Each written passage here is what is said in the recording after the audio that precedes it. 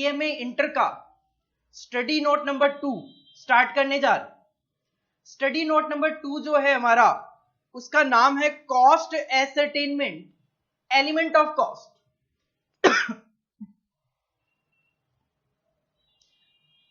Cost ascertainment का मतलब होता है कॉस्ट की कैलकुलेशन करना, और कॉस्ट की कैलकुलेशन करने के लिए जो एलिमेंट यूज किए जाते हैं वो इस स्टडी नोट 2 में डिस्कस किए गए। हमने जब फर्स्ट चैप्टर देखा था उसमें हमने बात की कि कॉस्ट के 3 एलिमेंट होते हैं मेनली, एक मटेरियल, एक लेबर और एक ओवरहेड एक्सपेंसेस।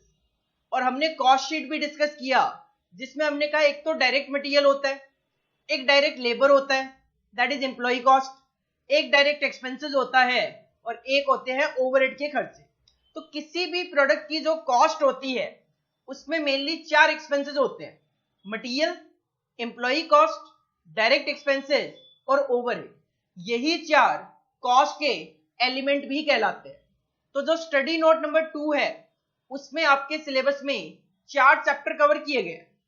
पहला है मटेरियल कॉस्ट, दूसरा है एम्प्लॉय कॉस्ट, तीसरा है ओवरहेड कॉस्ट और चौथा है डायरेक्ट एक्सपेंसेस। तो हमें एक एक करके उसका डिस्कशन करना है, जिसमें हम सबसे पहले जो स्टार्ट करेंगे वो करेंगे मटेरियल कॉस्ट। हमारे नोट्स में ये मैंने चैप्टर नंबर 3 दिया है, इसको मटेरियल कॉस्ट चैप्टर का नाम है, और इसके जो रूल्स हैं वो कॉस्ट अकाउंटिंग स्टैंडर्ड 6 पे डिपेंड करते हैं। तो मटेरियल कॉस्ट का जो चैप्टर है, मटेरियल से रिलेटेड जो प्रोविजंस है वो institute of cost and management accountant of India ने कॉस्ट अकाउंटिंग स्टैंडर्ड 6 में हमें बताया। इस चैप्टर को भी हम 2 पार्ट में डिस्कस करने वाले हैं। चैप्टर 3 हम देखेंगे मटेरियल कॉस्ट के नाम से, और चैप्टर 3A देखेंगे वैल्यूएशन ऑफ मटेरियल इश्यूज के नाम से। तो आज हम स्टार्ट करने जा रहे हैं स्टडी नोट नंबर 2 का chapter number 3 part 1 material cost, cost accounting standard 6 material cost. Exam में अगर इसकी वेटेज की बात करें तो जून 17 में एक एक नंबर के 3 क्वेश्चन पूछे गए। MCQ, fill in the blanks, true false जो क्वेश्चन होते हैं उसमें एक एक नंबर के 3 क्वेश्चन एग्जाम में पूछे गए। दिसंबर 2017 में एक क्वेश्चन पूछा गया एमसीक्यू वगैरह में, और एक 8 नंबर का प्रैक्टिकल क्वेश्चन पूछा गया था। जून 18 में 1 नंबर का एक एमसीक्यू टाइप क्वेश्चन आया था और 5 नंबर का एक थ्योरी क्वेश्चन पूछा गया था। इसी तरीके से दिसंबर 2018 में एक एक नंबर के 2 क्वेश्चन एमसीक्यू में पूछे गए, 7 नंबर का एक प्रैक्टिकल क्वेश्चन पूछा गया और 5 नंबर का लास्ट जो क्वेश्चन आता है हमारा थ्योरी क्वेश्चन, उसमें भी पूछा गया। तो आप देख सकते हो हर बार एग्जाम में इस चैप्टर में से क्वेश्चन पूछा जा रहा है। तो आप सिंपल कह सकते हो कम से कम अगर मैं बात करूं 3 नंबर का क्वेश्चन इसमें से पूछा गया अभी तक, और ज्यादा से ज्यादा अगर मैं बात करूं तो 14 मार्क्स तक के क्वेश्चन इस चैप्टर में से आ चुके हैं। तो हम कह सकते हैं कि 3 से लेकर 14 नंबर तक के क्वेश्चन इसमें से आ सकते हैं, और इसमें प्रैक्टिकल क्वेश्चन भी आ सकता है और थ्योरी क्वेश्चन भी बनता है। तो प्रैक्टिकल क्वेश्चन भी आपसे एग्जाम में पूछा जा सकता है, थ्योरी क्वेश्चन भी पूछा जा सकता है। तो हम यहाँ पे इस चैप्टर को प्रैक्टिकली और थ्योरेटिकली दोनों पॉइंट ऑफ व्यू से डिस्कस करने वाले हैं। देखो इस चैप्टर नंबर 3 मटेरियल कॉस्ट में हमें टोटलिटी में 11 टॉपिक्स है जो कि एक एक करके डिस्कस करने हैं। सबसे पहले टॉपिक्स की अगर केवल और केवल नाम की मैं बात करूं तो हमें टॉपिक डिस्कस करने हैं। सबसे पहले तो इंट्रोडक्शन, मटेरियल कॉस्ट क्या होती है, इस चैप्टर को क्यों लाया गया है। इसके बाद हम देखेंगे परचेज ऑर्गेनाइजेशन, कि एक ऑर्गेनाइजेशन में मटेरियल को परचेज करने का सिस्टम किस तरीके का हो सकता है। देन हम देखेंगे material stock level, organisation material की शॉर्टेज ना हो जाए इसको लेकर कुछ स्टॉक लेवल्स मेंटेन करती है, वो देखने हमें 5 तरीके के स्टॉक लेवल आपको देखने को मिलेंगे। इकोनॉमिक ऑर्डर क्वांटिटी क्या होती है वो देखेंगे, जो कि मोस्ट इंपॉर्टेंट पार्ट है इस चैप्टर का। देन हम इकोनॉमिक ऑर्डर क्वांटिटी के बेसिस पे ही एक प्राइस ब्रेक मॉडल भी डिस्कस करेंगे। इसके बाद आएगा FSN analysis, fast, slow and non moving material. FSN analysis क्या होता है? इसके बाद हम देखेंगे इन्वेंट्री टर्नओवर रेशियो, जो कि ऑफ कोर्स आपके लिए वर्ड नया नहीं है, आप रेशियो एनालिसिस वगैरह में 12th क्लास में पढ़ के आते हो। इसके बाद हम देखेंगे कि ऑर्गेनाइजेशन जब मटेरियल की purchase cost per unit calculate करती है, कैसे कैलकुलेट करती है। इसके बाद हम देखेंगे ABC एनालिसिस करके। इसके बाद हम देखेंगे VED analysis, vital, essential and desirable. और लास्ट हम एक कॉन्सेप्ट देखेंगे जस्ट इन टाइम सिस्टम, जिट के नाम से इसको जाना जाता है। तो मटेरियल कॉस्ट चैप्टर में हमें 11 टॉपिक्स हैं जो कि टोटलिटी में डिस्कस करने हैं, प्रैक्टिकली और थियोरेटिकली। इंट्रोडक्शन जो है वो आपका थियोरेटिकल चलेगा, purchase organisation theoretical, material stock level practical, economic order quantity practical, price break model practical, FSN analysis theory, inventory turnover ratio practical, calculation of purchase cost per unit practical, ABC theory, VED analysis theory and just in time theory.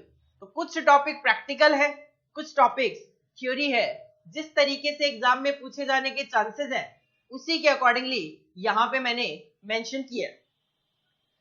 तो सबसे पहले एक heading डालो, सबसे पहले study note number 2। Study note number 2 नाम लिखो, cost ascertainment element of cost. Cost ascertainment element of cost.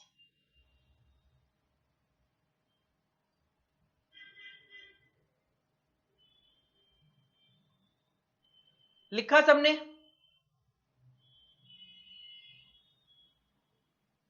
इसके बाद हेडिंग डालो chapter number 3। Chapter number 3 cost accounting standard 6 material cost. Chapter number 3 cost accounting standard 6 material cost.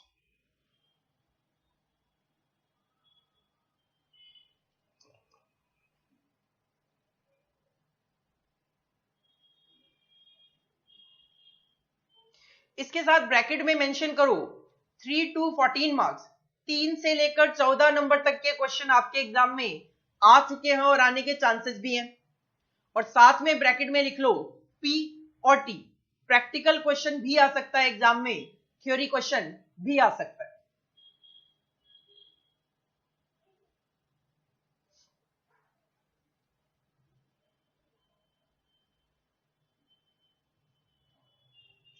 एक heading डालो topics और उसमें हमें 11 टॉपिक्स हैं टोटलिटी में जो कॉपी करने हैं।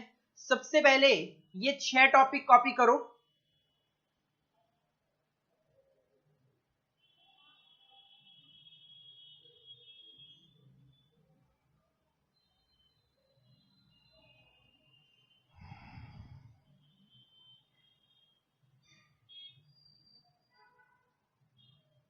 देन ये बैलेंस 5 भी कॉपी करो।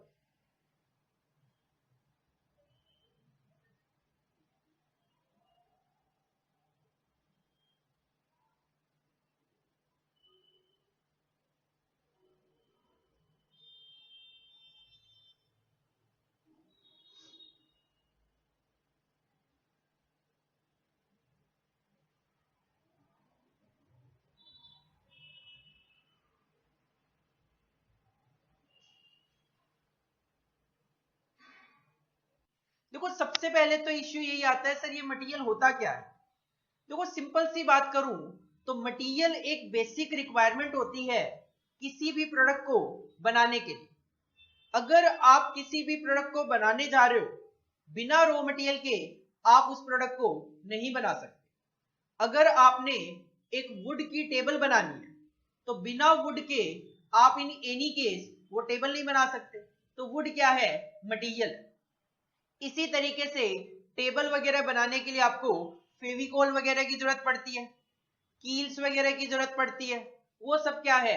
मटेरियल का पार्ट होता है। तो किसी भी प्रोडक्ट को बनाने के लिए एक बेसिक रिक्वायरमेंट है मटेरियल। तो देखो इंट्रोडक्शन में यही लिखा हुआ है, it is a basic requirement of production of any product. किसी भी प्रोडक्ट को बनाने के लिए मटेरियल एक बेसिक रिक्वायरमेंट है। और कॉस्ट कैलकुलेट जब हम करते हैं तो उसमें भी मटेरियल की कॉस्ट जो है एक इंपॉर्टेंट फैक्टर होता है। It is an important element of cost. और जब आप प्रोडक्ट की कॉस्ट कैलकुलेट करोगे तो उसमें रॉ मटेरियल एक इंपॉर्टेंट एलिमेंट होता है। रॉ मटेरियल की कॉस्ट काफी हाई होती है, 20%, 30%, 40%, 50% तक मटेरियल की कॉस्ट आपको देखने को मिल सकती है टोटल कॉस्ट के कंपैरिजन में। लाइक अगर किसी प्रोडक्ट को बनाने के लिए टोटल कॉस्ट आ रही है 10 रुपए की, तो मटेरियल 3 रुपए 5 रुपए इस तरीके से उसमें लगता ही है। तो कहीं ना कहीं मटेरियल की कॉस्ट जो है रेलिवेंट है।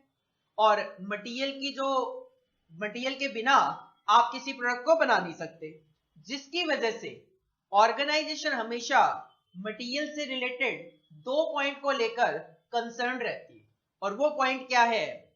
Due to the above 2 reason कौन से? बिना मटेरियल के प्रोडक्ट नहीं बना सकते, और टोटल कॉस्ट में मटेरियल की कॉस्ट एक इंपॉर्टेंस रखती है। तो due to the above 2 reasons the organisation is concern about the, एक तो अवेलेबिलिटी ऑफ रॉ मटेरियल। तो हमेशा एक तो ऑर्गेनाइजेशन रॉ मटेरियल की अवेलेबिलिटी को लेकर कंसर्न रहती है कि मटेरियल हमारे पास खत्म ना हो जाए, मटेरियल की हमारे पास शॉर्टेज ना आ जाए। क्योंकि अगर मटेरियल की शॉर्टेज आ गई तो उस सिचुएशन में हम प्रोडक्शन कंटिन्यू नहीं कर पाएंगे, हमारा प्रोडक्शन बंद हो जाएगा। एंड साथ में मटेरियल की कॉस्ट को लेकर भी कंसर्न रहती है, क्योंकि अगर मटेरियल की कॉस्ट मार्केट में बढ़ जाएगी तो हमारे प्रोडक्ट की कॉस्ट भी उसकी वजह से बढ़ जाएगी। तो एक तो मटेरियल की अवेलेबिलिटी को लेकर हमेशा कंसर्न रहती है कि शॉर्टेज नहीं आनी चाहिए, एक मटेरियल की कॉस्ट ज्यादा नहीं आनी चाहिए क्योंकि इससे हमारे प्रोडक्ट की कॉस्ट बढ़ जाएगी। तो इसके लिए ऑर्गेनाइजेशन क्या करती है? फॉर द पर्पज ऑफ ये जो अवेलेबिलिटी का कंसर्न है, availability of raw material, the organisation fix some material stock level. Organisation क्या करती है? कुछ स्टॉक के लेवल्स पहले से ही कैलकुलेट करके रख लेती है कि मैं अपने पास स्टॉक में कितना रॉ मटेरियल मेंटेन करते हुए चलूं कि मेरे पास मटेरियल की शॉर्टेज ना आए। तो हमारे सिलेबस में 5 तरीके के स्टॉक लेवल्स हैं जो कि हम कैलकुलेट करके मटेरियल की जो क्वांटिटी है स्टॉक में वो मेंटेन करने की कोशिश करते हैं। देखेंगे कौन कौन से 5 स्टॉक लेवल है। इसके अलावा for the purpose of controlling the raw material cost, material की कॉस्ट को कंट्रोल करने के पॉइंट ऑफ व्यू से organisation apply the concept of, एक कॉन्सेप्ट है that is economic order quantity concept. Organisation उसको फॉलो करते हुए चलती है। इंट्रोडक्शन के बाद देखो एक छोटा सा टॉपिक है जिसमें से एग्जाम में आपके थ्योरेटिकल क्वेश्चन पहले भी पूछा गया है और आगे भी पूछे जाने के चांसेस हैं, और वो क्या है? Purchase organization.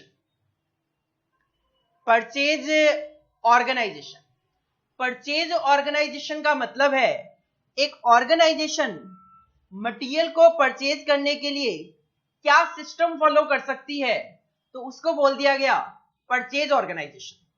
तो देखो परचेज ऑर्गेनाइजेशन का मतलब क्या है? Purchasing involves procurement of material.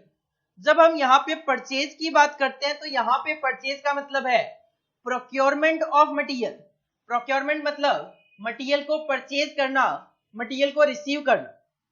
Of requisite quantity, requisite मतलब रिक्वायर्ड, जितनी आपको क्वांटिटी रिक्वायर्ड है, एंड क्वालिटी, जिस क्वालिटी का मटेरियल आपको रिक्वायर्ड है, और वो भी एट इकोनॉमिक प्राइस, वो भी कम से कम प्राइस पे। तो परचेजिंग का मतलब है यहां पे procurement of material of required quality and quantity at economic price. एक ऑर्गेनाइजेशन में मटेरियल जो परचेज करने का सिस्टम है, जिसको आप प्रोक्योरमेंट सिस्टम बोल सकते हो, 2 तरीके का हो सकता है एक ऑर्गेनाइजेशन का मटेरियल परचेज करने का सिस्टम जो है वो सेंट्रलाइज्ड हो। सेंट्रलाइज्ड का मतलब क्या है? एक ऑर्गेनाइजेशन है एबीसी लिमिटेड, उसकी ऑल ओवर इंडिया 15 फैक्ट्रीज है, 15 फैक्ट्रीज है। अब अगर ऑर्गेनाइजेशन एक अलग से डिपार्टमेंट बना दे कि भाई 15 फैक्ट्रीज के लिए ये सिंगल डिपार्टमेंट है जो कि मटेरियल परचेज करके 15 फैक्ट्रीज को प्रोवाइड करवाएगा, तो इस सिस्टम को बोल दिया गया सेंट्रलाइज्ड प्रोक्योरमेंट सिस्टम। मतलब परचेज जो हम करेंगे वो केवल और केवल एक ही जगह से करेंगे, मतलब एक ही डिपार्टमेंट सारा का सारा परचेजिंग से रिलेटेड वर्क करेगा। और डिसेंट्रलाइज्ड में क्या हो जाएगा, डिसेंट्रलाइज्ड में सिंपल सी बात है, हर एक फैक्ट्री अपनी अपनी रिक्वायरमेंट ऑफ क्वांटिटी और क्वालिटी का मटेरियल अपने अकॉर्डिंगली परचेज कर ले, एक फैक्ट्री को दूसरी फैक्ट्री से कोई मतलब नहीं होगा। तो सेंट्रलाइज्ड का मतलब केवल एक जगह से, और डिसेंट्रलाइज्ड का मतलब हर एक फैक्ट्री अपना अपना परचेज अपने अकॉर्डिंगली करे।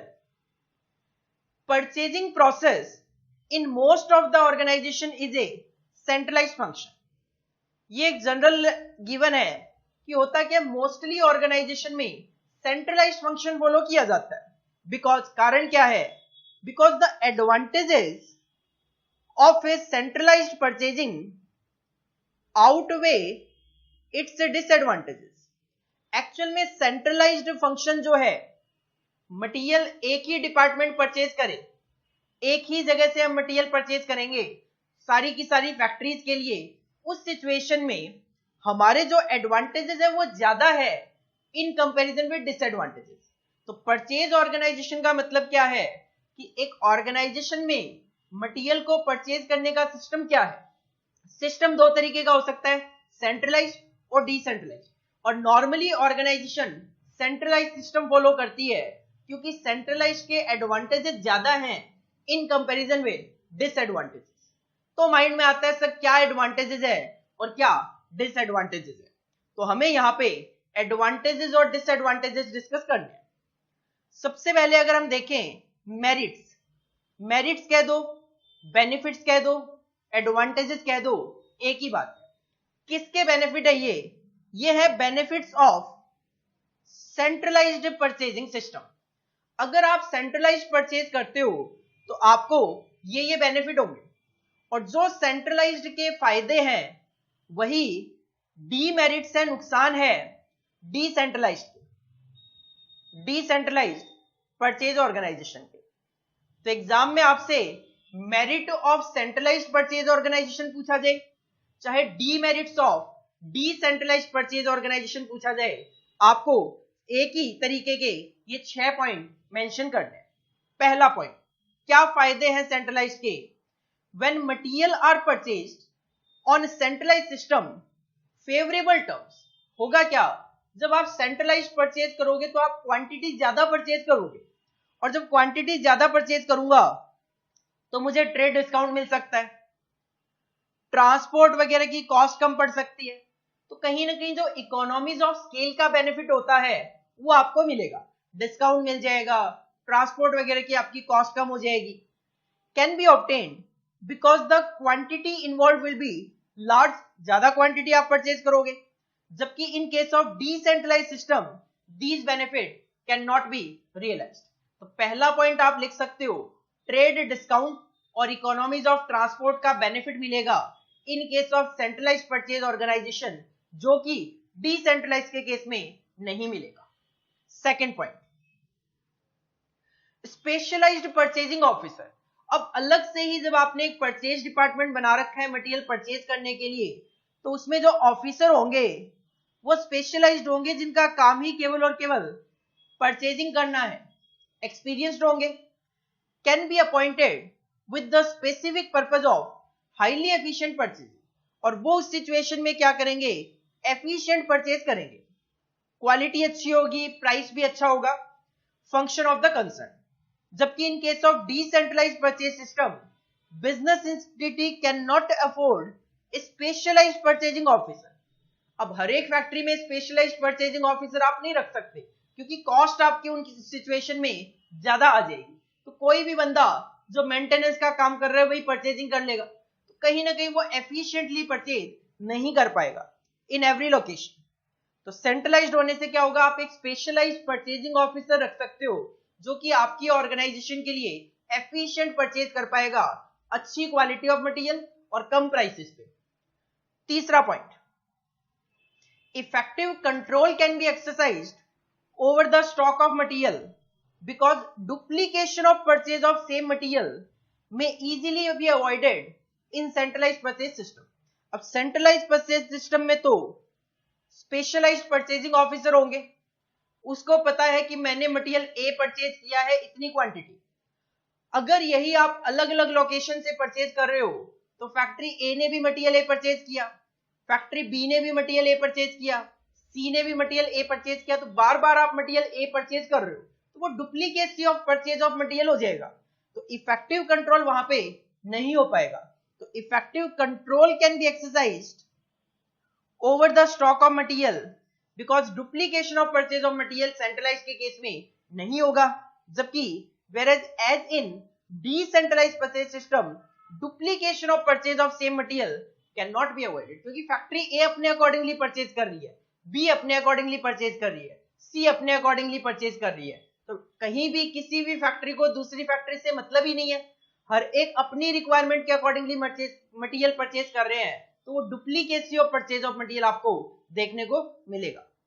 Fourth point, under centralised purchase system effective control can be exercised किस पे, on the purchase of all the material as the purchase function is channelized through one track, which would make the system of receiving of material, checking of material और inspection of material efficient होगा।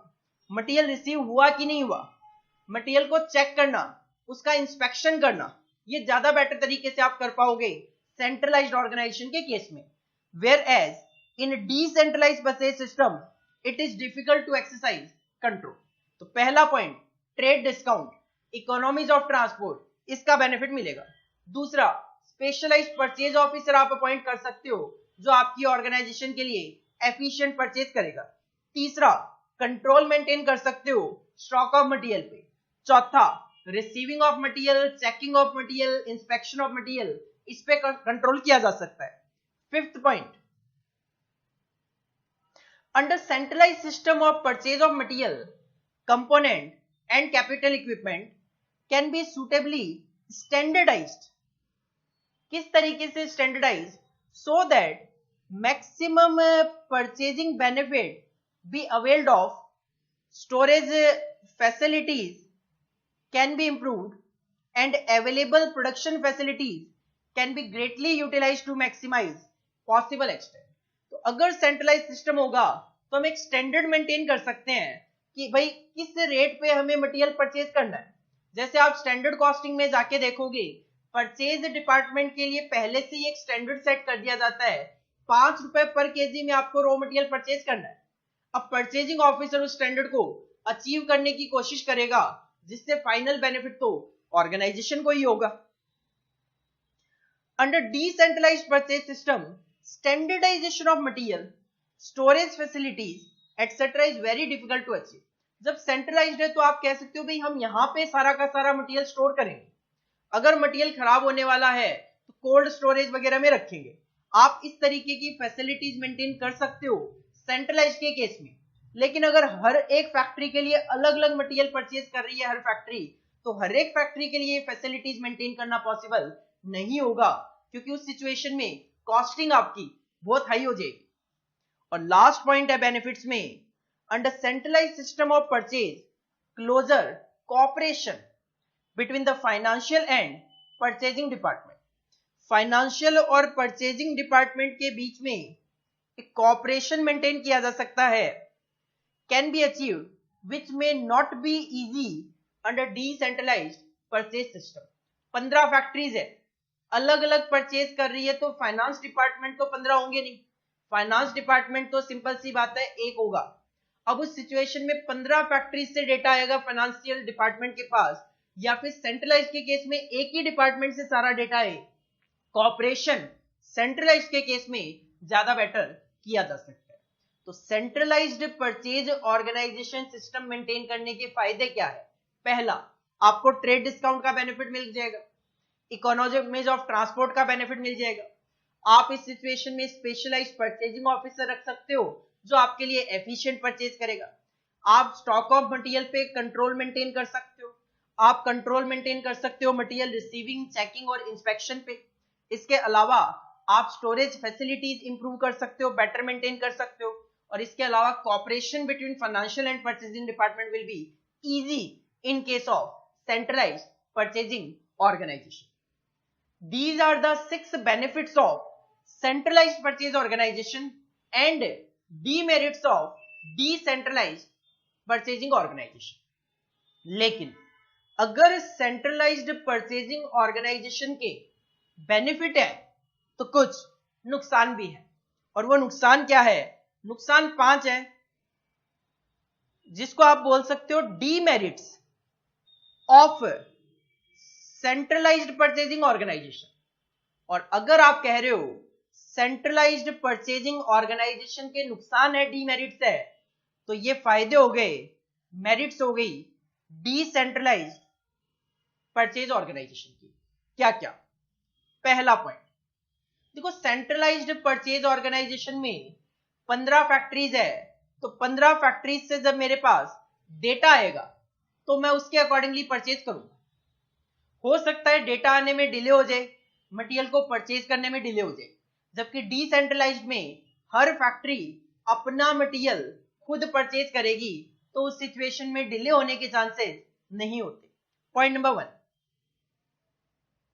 It may take, इन नहीं है, ये it है, centralised की बात चल रही है। It may take unnecessarily long time to place a purchase order under centralized purchase system. क्यों?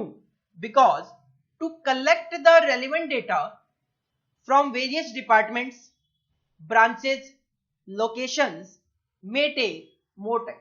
कि भाई फैक्ट्री ए को पूछा कितना मटेरियल आपको चाहिए, बी को पूछा कितना चाहिए, सी को पूछा कितना चाहिए, तो इससे डेटा आने में टाइम लगेगा, तो परचेज ऑर्डर प्लेस करने में भी टाइम लगेगा। These delays can be avoided under decentralized purchase system.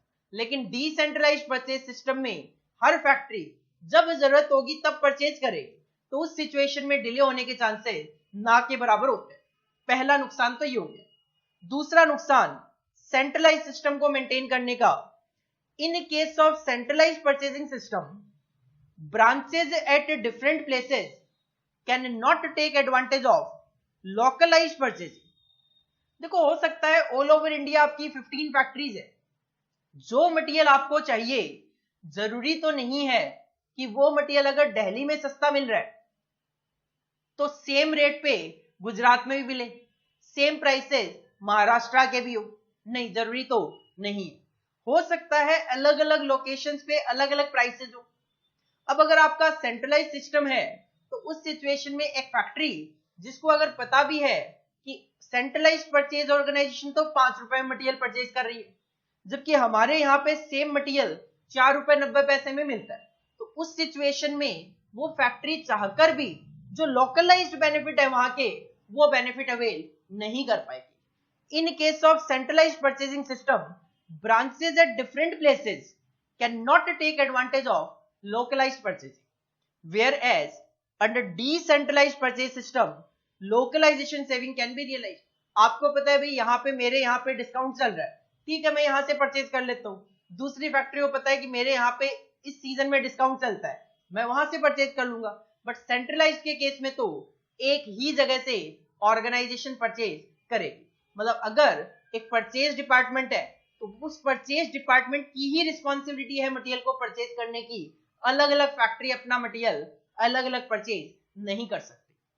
तीसरा point, due to the chances of misunderstanding, miscommunication between the branch and the centralized purchasing officer may result in wrong purchase of material also. हो सकता है कोई misunderstanding, miscommunication हो जाए between the branch and purchasing department, गलत material purchase कर लिया। Whereas under decentralised purchase system the chances of miscommunication and misunderstanding is very limited. क्योंकि एक फैक्ट्री को पता है कि भाई मैं इस टाइप का ये मटेरियल परचेज करना है, ठीक है, वो अपने अकॉर्डिंगली परचेज कर लेगा। वही चीज अगर वो परचेज डिपार्टमेंट को समझा रहा है, हो सकता है उसमें कोई मिसअंडरस्टैंडिंग, मिसकम्युनिकेशन हो जाए, गलत मटेरियल परचेज कर लिया जाए। और चौथा पॉइंट है आपका, centralize system will lead to high initial cost, क्योंकि एक सेंट्रलाइज सिस्टम मेंटेन करने की जो कॉस्टिंग है, स्टार्टिंग में बहुत हाई कॉस्टिंग इनकर आपको करनी पड़ेगी, क्योंकि आपको एक सेटअप मेंटेन करना पड़ेगा पूरा का पूरा। Because a separate purchasing department for purchase of material is to be setup, अलग से एक डिपार्टमेंट बनाना, उसके सेटअप की कॉस्ट आएगी। And no such cost are required to be incurred in decentralize system. Decentralization system में एज सच ऐसी extra कोई भी कॉस्ट नहीं है। पहला point, unnecessary long time to place the purchase order. दूसरा, लोकलाइज्ड परचेजिंग का बेनिफिट एक फैक्ट्री ऑर्गेनाइजेशन नहीं ले पाएगी। तीसरा, हो सकता है कोई मिसअंडरस्टैंडिंग, मिसकम्युनिकेशन हो जाए between the branch and the purchasing department, जिससे कि रॉन्ग मटेरियल परचेज कर लिया जाए। और चौथा, हाई इनिशियल कॉस्ट। और लास्ट पॉइंट है डीमेरिट ऑफ सेंट्रलाइज्ड ऑर्गेनाइजेशन का, replacement of a defective item may take long time, बिल्कुल, resulting in strain on smooth production flow under centralized system of purchase। क्योंकि परचेजिंग डिपार्टमेंट अलग है, उस material को purchase कर, वो उस मटेरियल को यूज करने वाली फैक्ट्री अलग है। तो अगर कोई भी डिफेक्टिव आइटम आता है फैक्ट्री में, तो फैक्ट्री बताएगी परचेज डिपार्टमेंट को, परचेज डिपार्टमेंट जिससे भी उन्होंने परचेज किया है उससे कम्युनिकेशन करेंगे, उसके बाद मटेरियल फैक्ट्री से सप्लायर के पास जाएगा, देन सप्लायर दूसरा मटेरियल सेंड करेगा। तो इसके बीच में टाइम गैप जो होगा वो ज्यादा होगा in case of decentralized purchasing system. Decentralized में क्या होता, एक फैक्ट्री अपनी रिक्वायरमेंट के अकॉर्डिंगली लोकलाइज्ड परचेज कर रही थी, तो उससे जब कोई डिफेक्टिव आइटम आ गया तो इजीली उसको रिप्लेस करवाया जा सकता था। तो replacement of a defective item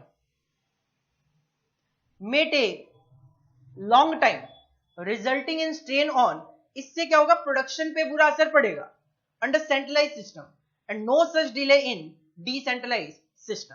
तो सेंट्रलाइज सिस्टम के फायदे, तो वो नुकसान हो गए डिसेंट्रलाइज के, सेंट्रलाइज सिस्टम के नुकसान, फायदे हो गए डिसेंट्रलाइज सिस्टम के। क्या क्या है, मेरिट्स की बात करूं, ट्रेड डिस्काउंट फायदा, सेंट्रलाइज का फायदा, तो डिसेंट्रलाइज का नुकसान, trade discount, economies of transport, दूसरा स्पेशलाइज्ड परचेजिंग ऑफिसर, तीसरा स्टॉक ऑफ मटेरियल पे कंट्रोल, चौथा receiving, checking and inspection of material पे कंट्रोल, पांचवा स्टोरेज फैसिलिटीज वगैरह का बेनिफिट आप ले सकते हो, और पांचवा cooperation between financial and purchasing department will be better. इसके बाद डीमेरिट्स की बात करें सेंट्रलाइज्ड की, तो place of purchasing the place the order for purchasing of material में टेक लॉन्ग टाइम। दूसरा, लोकलाइज्ड परचेजिंग का बेनिफिट ना हो पाना। तीसरा, रॉन्ग मटेरियल परचेज हो सकता है ड्यू टू मिसअंडरस्टैंडिंग और miscommunication between the branch and purchasing department, high initial cost to set up the purchase department, and replacement of a defective item may take long time. तो 6 फायदे और 5 नुकसान। But normally बोला जाता है कि centralised organisation maintain करने के फायदे ज्यादा होते हैं इन कंपैरिजन विद डिसएडवांटेजेस, क्योंकि कहीं ना कहीं लॉन्ग टाइम में बात करें तो लॉन्ग टर्म में कहीं ना कहीं ऑर्गेनाइजेशन के लिए सेंट्रलाइज सिस्टम सस्ता होने लग जाता है। दिसंबर 2017 में जो हमारे एग्जाम में मैच द फॉलोइंग क्वेश्चंस आते हैं, एक क्वेश्चन पूछा गया मैच द फॉलोइंग में, लेफ्ट साइड में कॉलम में लिखा हुआ था demerit of a centralized purchase organization. तो हमें कहीं ना कहीं ये जो 5 डीमेरिट्स है सेंट्रलाइज्ड परचेज ऑर्गेनाइजेशन की, पांचों की पांचों याद होनी चाहिए, तभी हम यहां पे देखकर बता पाएंगे कि कौन सा डीमेरिट है। पहला, हाई इनिशियल कॉस्ट, आंसर तो यही है, बाकी सारे के सारे इररेलेवेंट डेटा गिवन है।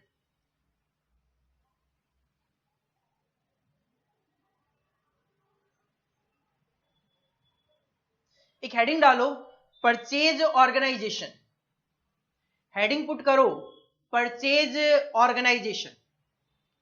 सबसे पहले इसका मीनिंग, इसके बाद 2 तरीके के सिस्टम, सेंट्रलाइज्ड और decentralized, then centralize system is better. ये कॉपी करो सबसे पहले।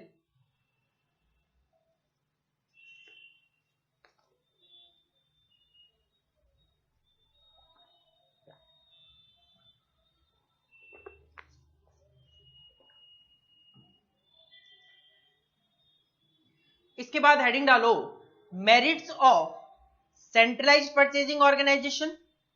तो ये बन जाएगी demerits of decentralized purchasing organization. सबसे पहले ये 4 पॉइंट कॉपी करो।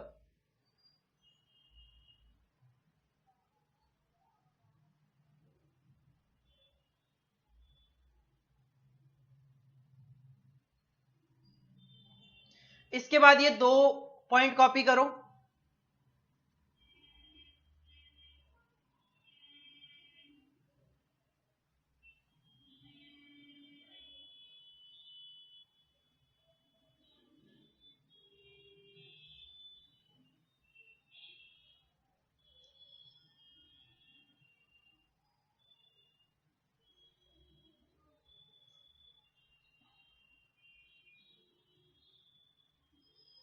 इसके बाद हेडिंग डालो demerits of centralised purchase organisation, जो कि मेरिट्स बन जाएंगे डिसेंट्रलाइज्ड परचेज ऑर्गेनाइजेशन के।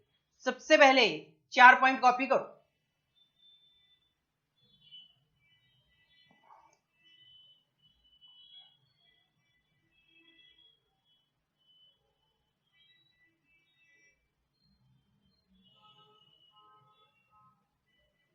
उसके बाद ये 5th लास्ट पॉइंट कॉपी करो।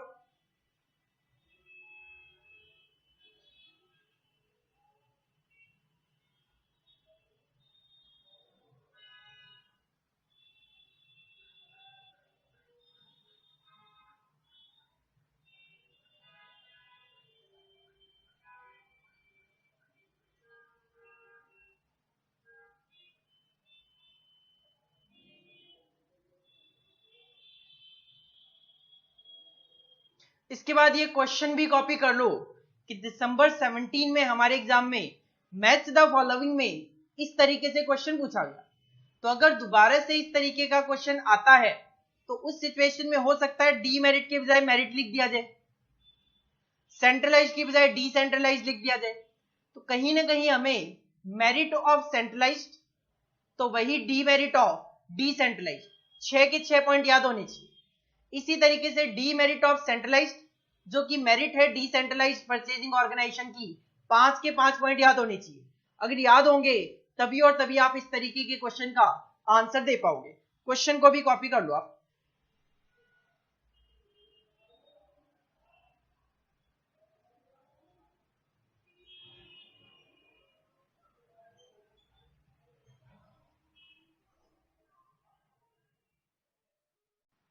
देखो नाम से ही क्लियर है, मटेरियल स्टॉक लेवल्स।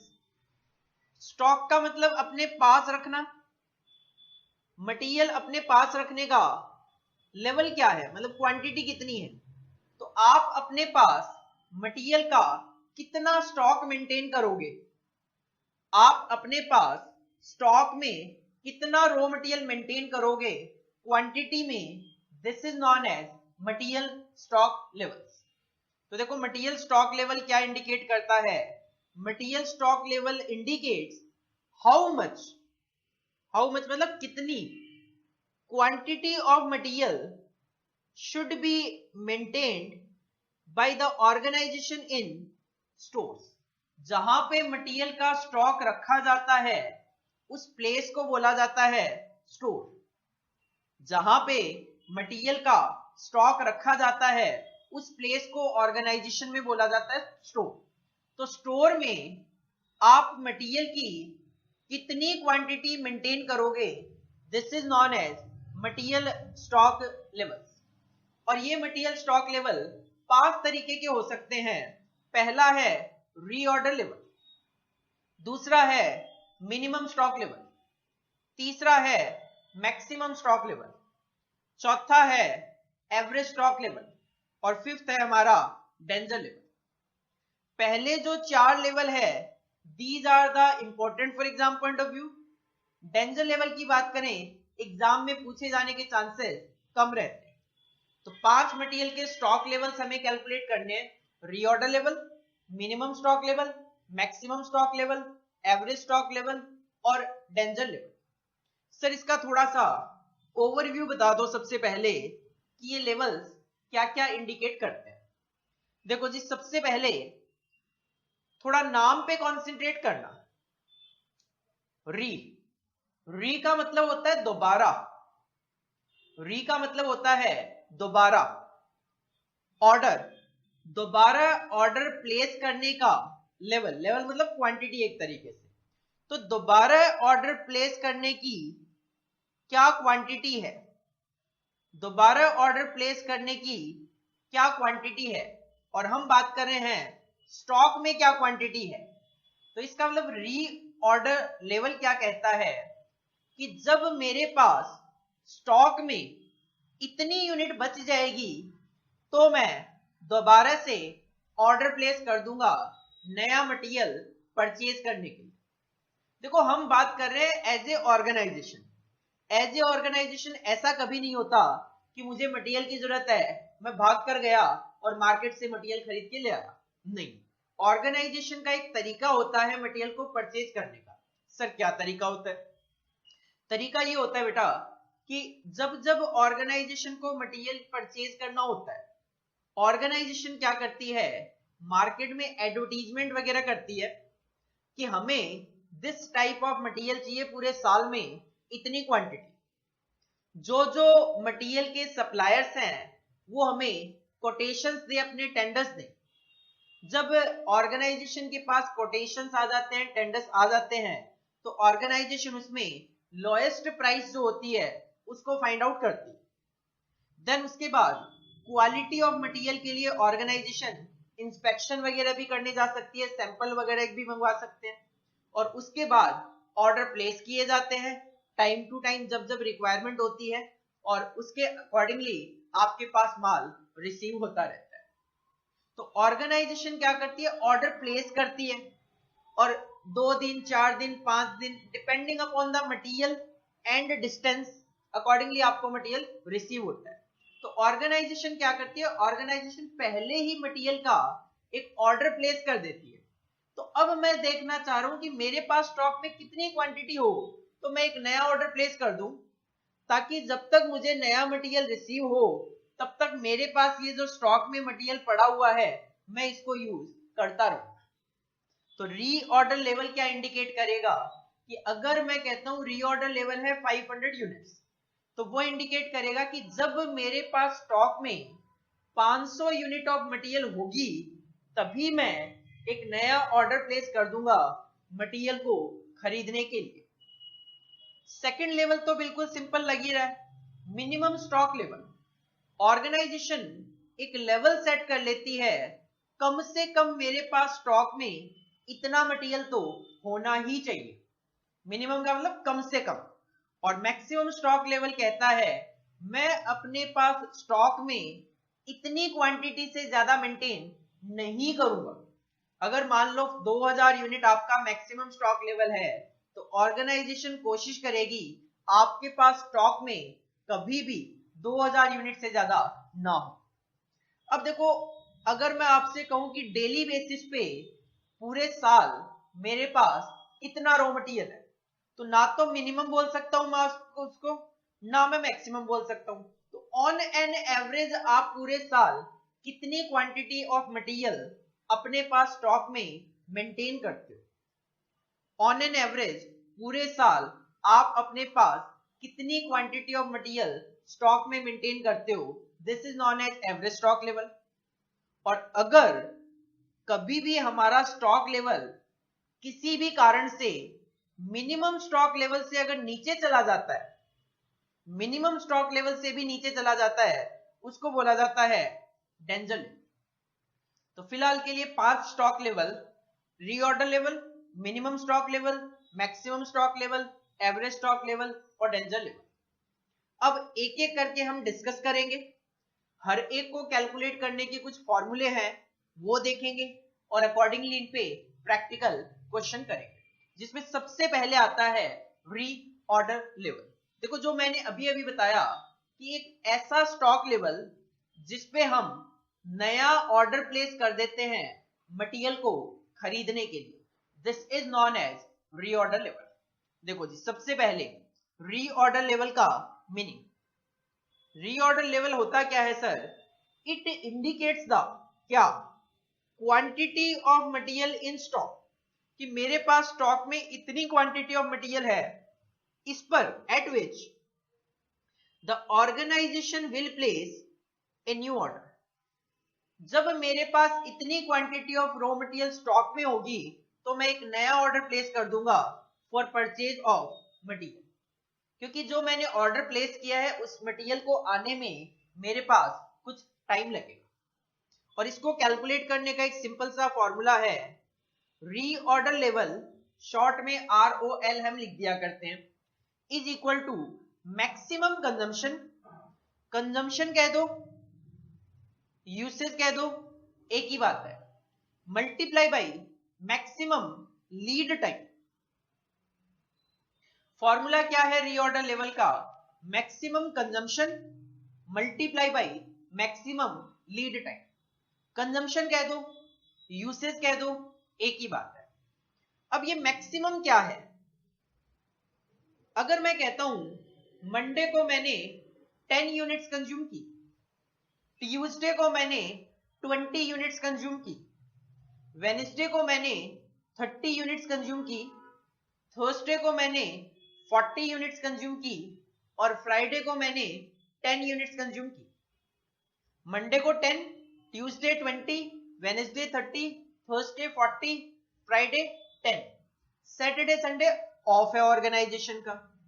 तो एक वीक का डेटा दिया मैंने आपको, और अब अगर मैं आपसे पूछूं मैक्सिमम टू मैक्सिमम कंजम्पशन आप एक दिन में मटेरियल का कितना कर लेते हो? आप कहोगे सर थर्सडे को मैक्सिमम टू मैक्सिमम 40 यूनिट हमने कंज्यूम किए, मतलब एक दिन में ज्यादा से ज्यादा हम 40 यूनिट कंज्यूम कर लेंगे। This is the maximum consumption per day. इसी तरीके से ये मैक्सिमम कंजम्पशन पर वीक भी हो सकता है, ये मैक्सिमम कंजम्पशन पर मंथ भी हो सकता है, जो भी होगा क्वेश्चन आपको बता देगा। मैक्सिमम लीड टाइम, सर सबसे पहले तो ये बताओ ये लीड टाइम क्या होता है? देखो बेटा, लीड टाइम का सिंपल सा मतलब मैं कहूं, मैंने कहा मेरे पास जब इतना रॉ मटेरियल बच जाएगा तो मैं एक नया ऑर्डर प्लेस कर दूंगा। मान लो मैंने 5 फरवरी को एक नया ऑर्डर प्लेस किया, 5th ऑफ फेब को मैंने एक नया ऑर्डर प्लेस किया मटेरियल को खरीदने के लिए, और वो मटेरियल मुझे 8th फेब को रिसीव हुआ। 5th फेब को मैंने ऑर्डर प्लेस किया और वो मटेरियल मुझे 8th फेब को रिसीव हुआ। तो मैंने जो ऑर्डर प्लेस किया था उस दिन और जब वो मुझे मटेरियल रिसीव हुआ था वो दिन, इन दोनों के बीच में कितने दिनों का गैप है? इन दोनों के बीच में कितना टाइम गैप है? This time gap is known as lead time. देखो लीड टाइम की डेफिनेशन लिखी हुई है, द टाइम गैप, कौन सा time gap? Between the date of placing of order, मेरे एग्जांपल के accordingly 5th Feb, and receiving of that material, मेरे एग्जांपल के अकॉर्डिंगली 8th फेब। तो 3 दिन का जो टाइम गैप है इज नॉन एज, इसी को लीड टाइम बोला जाता है। और ये जो लीड टाइम वर्ड है, इस लीड टाइम को क्वेश्चन में कई नामों से इंडिकेट किया जा सकता है। It is also known as, lead time को कई बार रीऑर्डर पीरियड भी बोला जाता है, कई बार इसको डिलीवरी पीरियड भी बोला जाता है, कई बार इसको सप्लाई पीरियड भी बोला जाता है, कई बार इसको प्रोक्योरमेंट टाइम भी बोला जाता है, और कई बार इसको रिप्लेनिशमेंट टाइम भी बोला जाता है। तो lead time, reorder period, delivery time, supply period, replenishment time, procurement time, this all are the same thing. Sir ये मैक्सिमम लीड टाइम क्या है? मैक्सिमम लीड टाइम की बात करें, मैं कहता हूं अपना पिछला 6 महीने का एक्सपीरियंस ये है सप्लायर के साथ कि मैंने पिछले 6 महीनों में 3 बार ऑर्डर प्लेस किए थे। पहली बार सप्लायर ने 10 दिन में डिलीवरी दे दी थी माल की, दूसरी बार सप्लायर ने 20 डेज में माल की डिलीवरी दी, और थर्ड टाइम सप्लायर ने 15 दिन में माल की डिलीवरी दी। पहली बार 10 दिन, दूसरी बार 20 दिन और तीसरी बार 15 डेज। तो मैं कहूं मैक्सिमम टू मैक्सिमम सप्लायर कितना टाइम पीरियड ले लेगा? 20 डेज ले लेगा। तो that is known as maximum lead time. तो reorder level simple formula, maximum consumption multiply by maximum lead time. इस पे हम क्वेश्चन ट्राई करके देखेंगे। अपने नोट्स ओपन करो। एक छोटा सा क्वेश्चन है एप्लीकेशन पॉइंट ऑफ व्यू से केवल और केवल कि रीऑर्डर लेवल कैसे अप्लाई करना है। क्वेश्चन नंबर 1 देखो।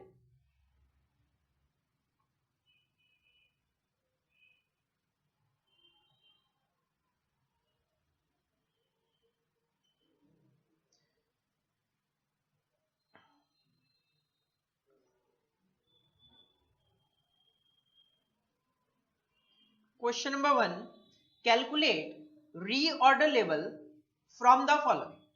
आपको रीऑर्डर लेवल कैलकुलेट करके देना है। यूसेज रेट, यूसेज मतलब कंजम्पशन का रेट, कंजम्पशन का रेट है 25 टू 75 यूनिट्स पर वीक। इसका मतलब ये होता है कि कम से कम हम 25 यूनिट कंज्यूम करेंगे एक वीक में, और ज्यादा से ज्यादा हम 75 यूनिट कंज्यूम करेंगे। और रीऑर्डर लेवल के लिए मुझे मैक्सिमम टू मैक्सिमम चाहिए, that will be 75 units per week. Reorder period, lead time is also known as reorder period. Reorder period है 4 से 6 वीक। इसका मतलब कम से कम तो सप्लायर 4 वीक में डिलीवरी देता है, और मैक्सिमम टू मैक्सिमम 6 वीक में डिलीवरी दे देगा। और रीऑर्डर लेवल के लिए तो मुझे मैक्सिमम रीऑर्डर पीरियड चाहिए, तो दैट विल बी 6। तो रीऑर्डर लेवल का सिंपल कैलकुलेशन हो जाएगी 75 unit into 6 week, that will come 450 units. Show कर दो कैलकुलेशन। आ जाओ आंसर पे। आंसर नंबर 1 हेडिंग डालो, आंसर नंबर 1, और उसमें फॉर्मूला लिखो, reorder level is equal to maximum consumption या usage multiply by maximum lead time, also known as reorder period. As per question maximum usage आपका 75 units का, और maximum to maximum reorder period है 6 week का, तो that will come 450। और ये जितने भी आंसर आएंगे आपके लेवल्स के, चाहे वो रीऑर्डर लेवल हो, मिनिमम स्टॉक लेवल हो, मैक्सिमम स्टॉक लेवल हो, डेंजर लेवल हो, एवरेज स्टॉक लेवल हो, सारे के सारे आंसर आपके यूनिट्स, केजीज, मीटर, लीटर इस तरीके से आएंगे। रुपीज में कोई आंसर नहीं है जब तक हम स्टॉक लेवल्स की बात कर रहे हैं तब तक। सिंपल आंसर, इसको कॉपी कर लो जल्दी से।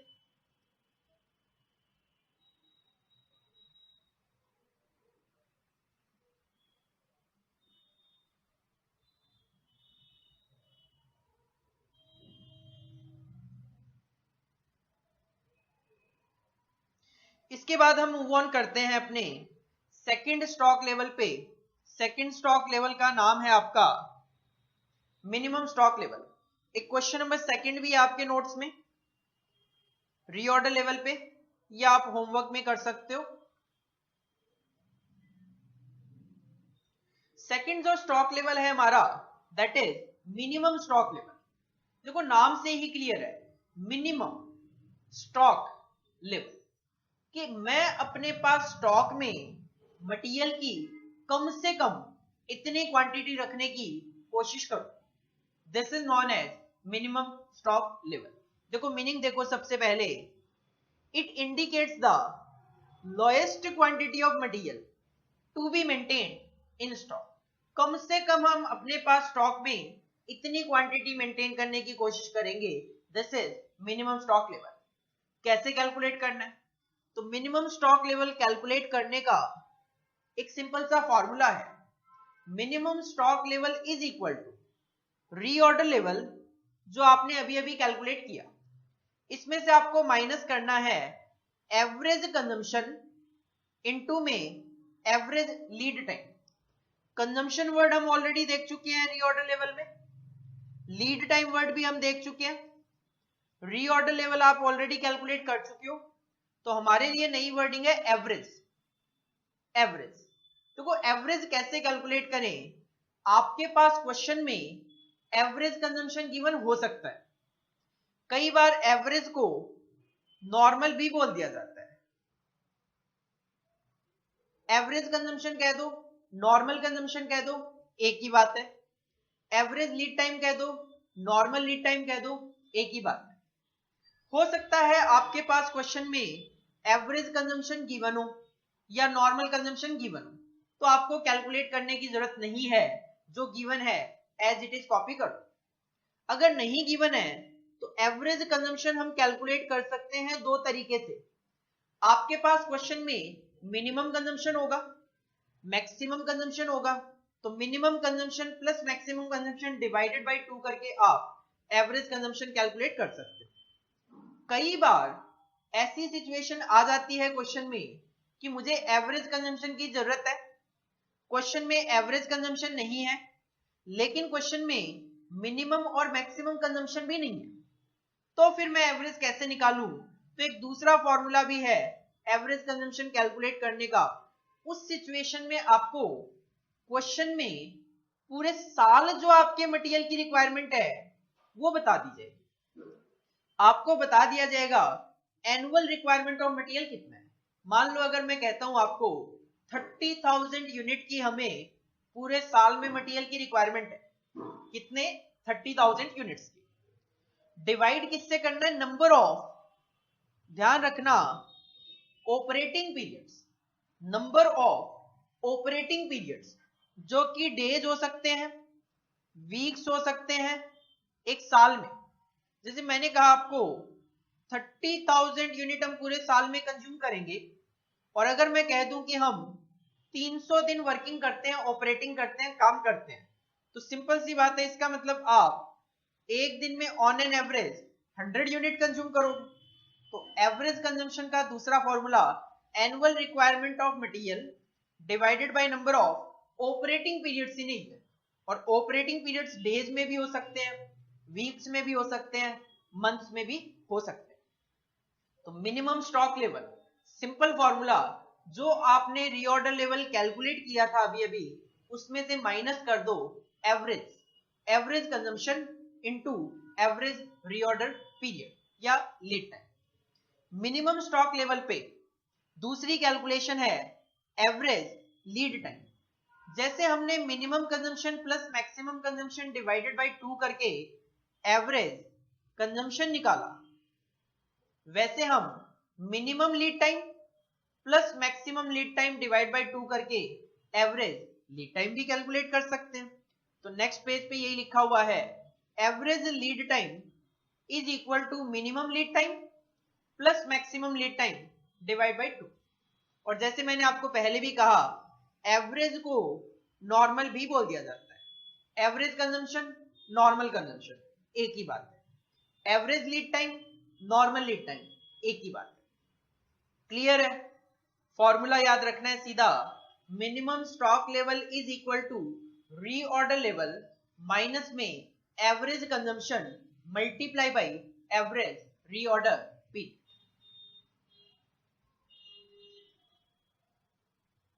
इसको आप कॉपी कर लो, फॉर्मूला कॉपी कर लो आप।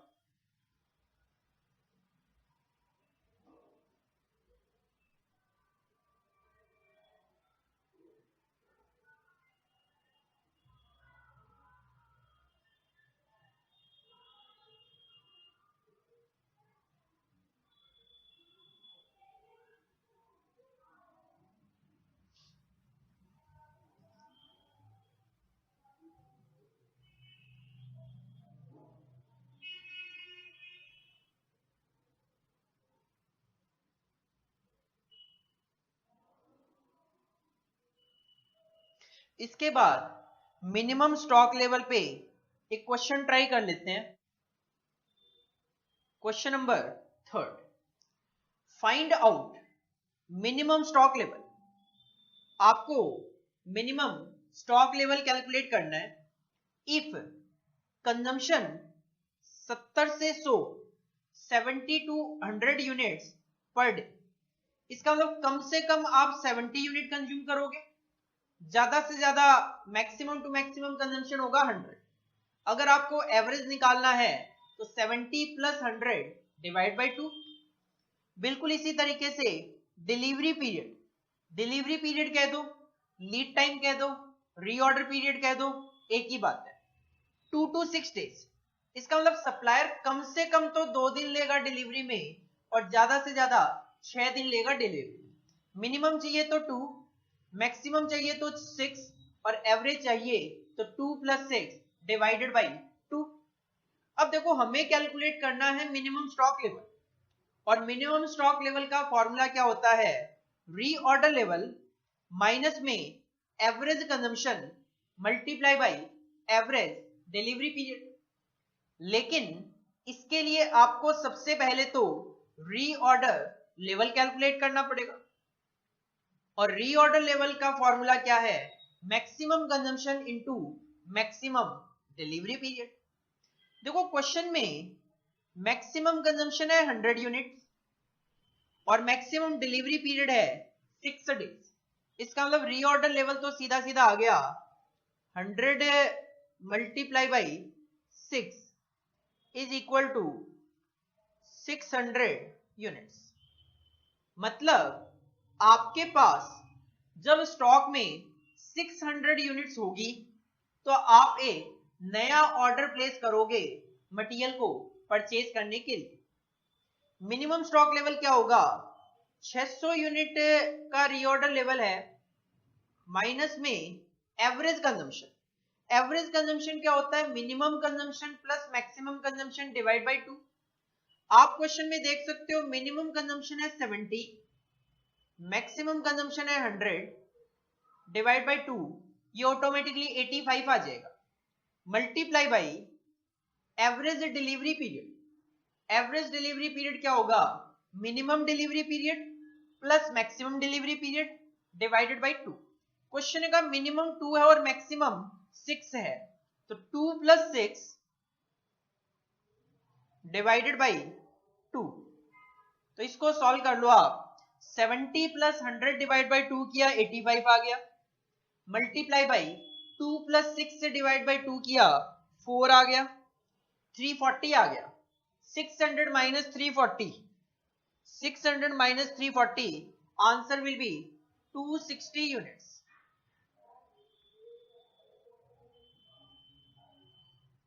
260 units will be minimum stock level।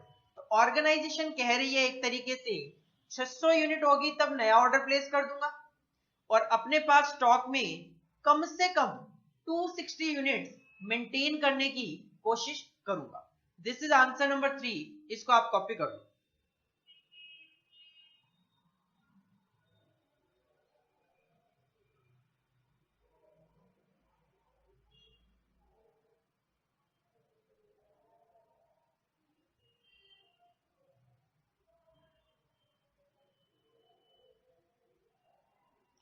इसके बाद दो स्टॉक लेवल देख लिया आपने, पहला रीऑर्डर लेवल, दूसरा मिनिमम स्टॉक लेवल, तीसरा आता है मैक्सिमम स्टॉक लेवल।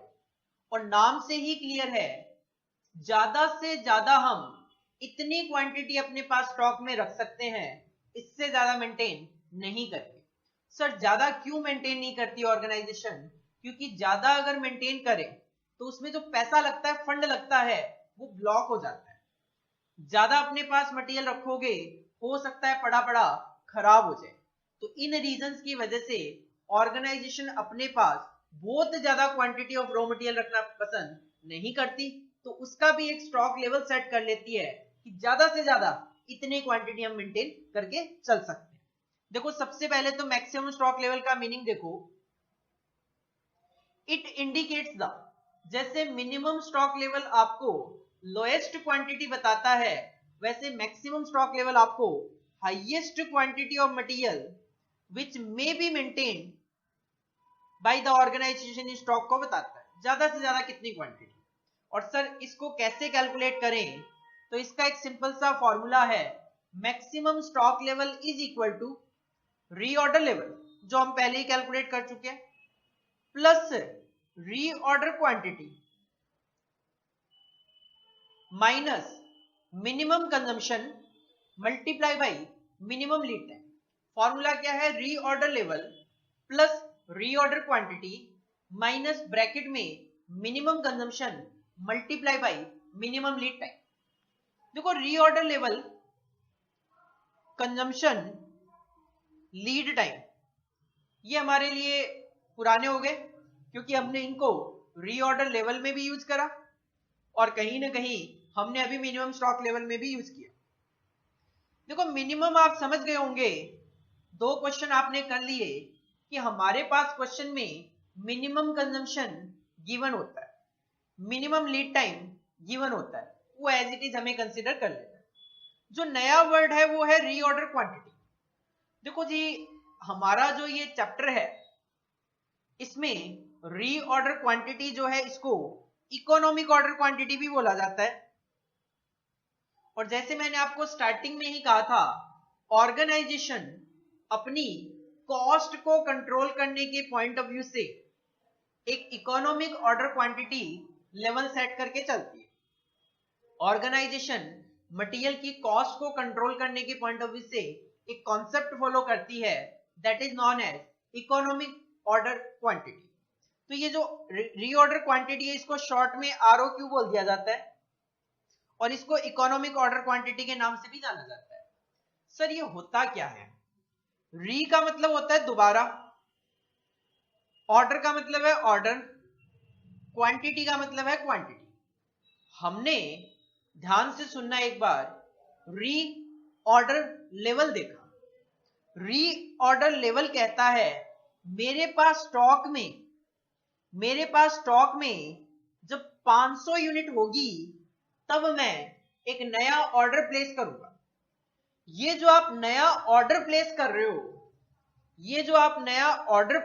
हो, ये नया ऑर्डर आपने कितनी क्वांटिटी का प्लेस किया है, that is known as reorder quantity. Reorder level आपके पास स्टॉक में जो क्वांटिटी है उसको इंडिकेट करता है कि मेरे पास जब स्टॉक में 500 यूनिट बचेगी तब मैं एक नया ऑर्डर प्लेस करूंगा।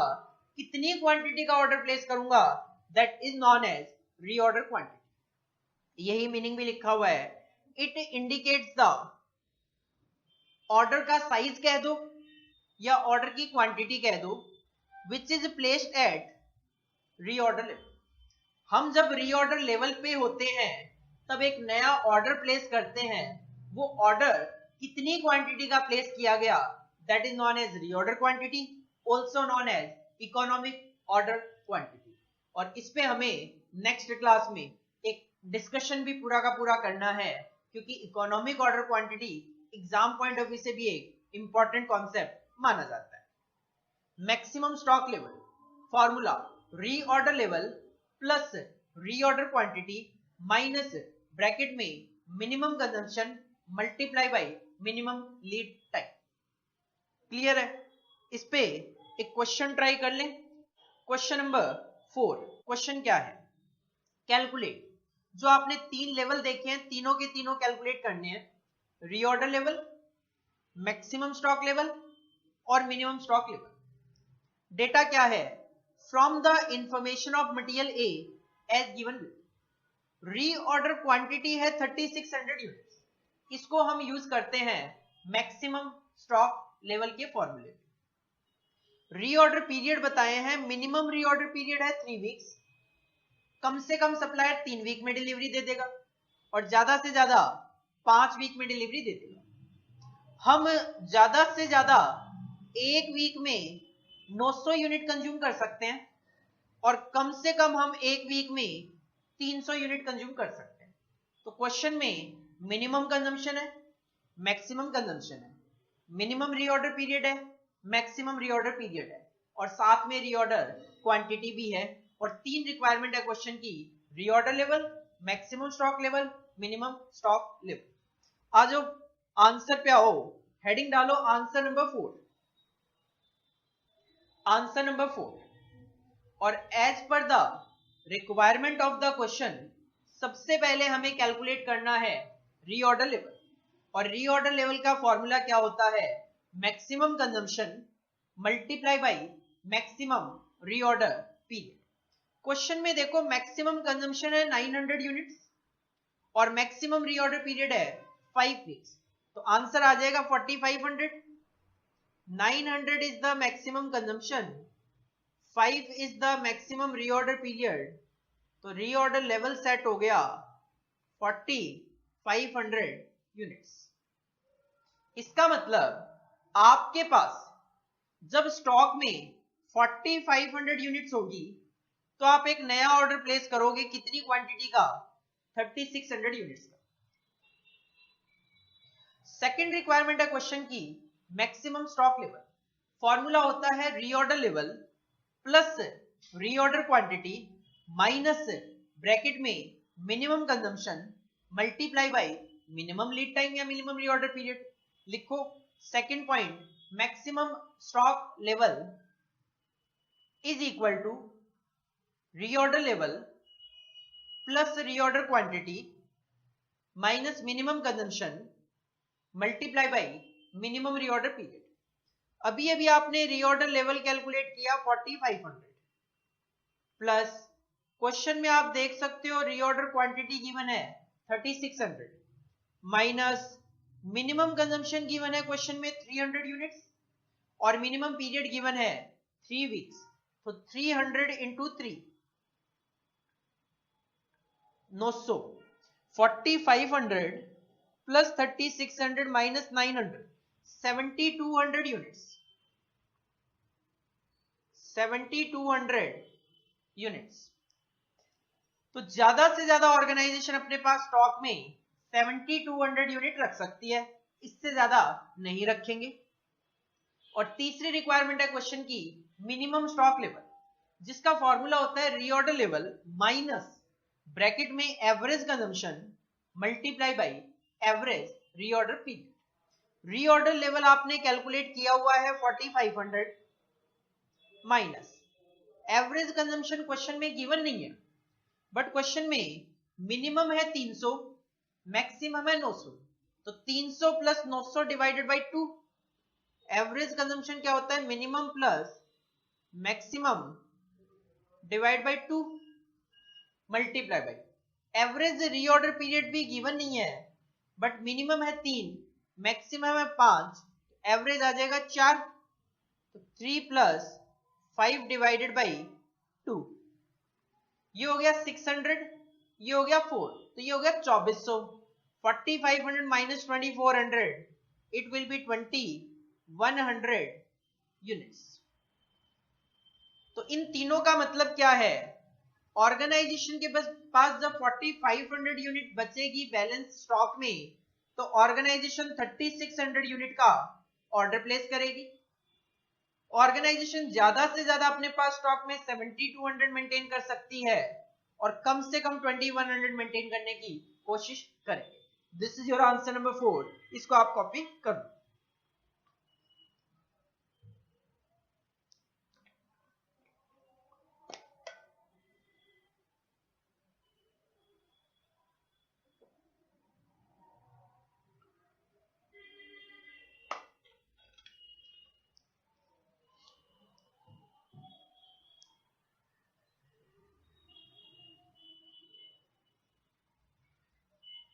इसके बाद 3 लेवल हमने कर लिए, पहला रीऑर्डर लेवल, दूसरा मिनिमम स्टॉक लेवल, तीसरा मैक्सिमम स्टॉक लेवल, चौथा स्टॉक लेवल आता है एवरेज स्टॉक लेवल।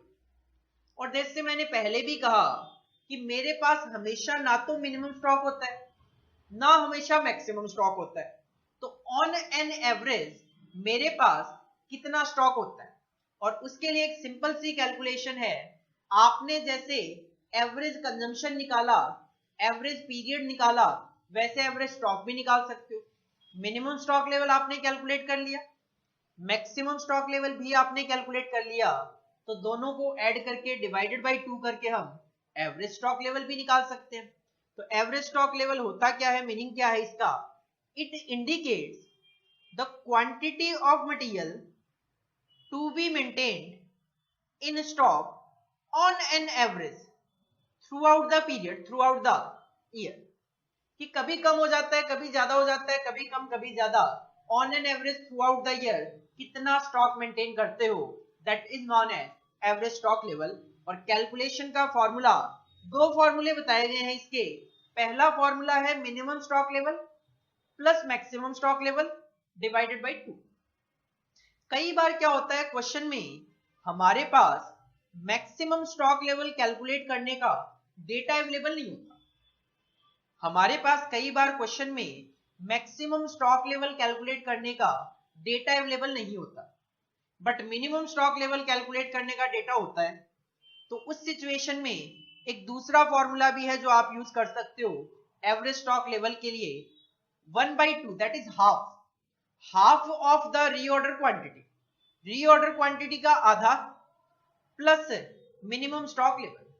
मतलब ये एक अजम्पशन के साथ फॉर्मूला है कि मिनिमम स्टॉक लेवल तो हम अपने पास मेंटेन करने की कोशिश करते ही हैं, और ऑन एन एवरेज हमारे पास हमेशा जो हम जितनी क्वांटिटी का ऑर्डर प्लेस करते हैं उसका आधा हमारे pass on an average stock में मेंटेन रहता है। तो इस अजम्पशन के बेसिस पे फॉर्मूला बनाया गया, half of the reorder quantity that is 1/2 multiply by reorder quantity plus minimum stock level. दोनों फॉर्मूले जो हैं, दोनों फॉर्मूले से जो आंसर है वो अलग अलग आता है।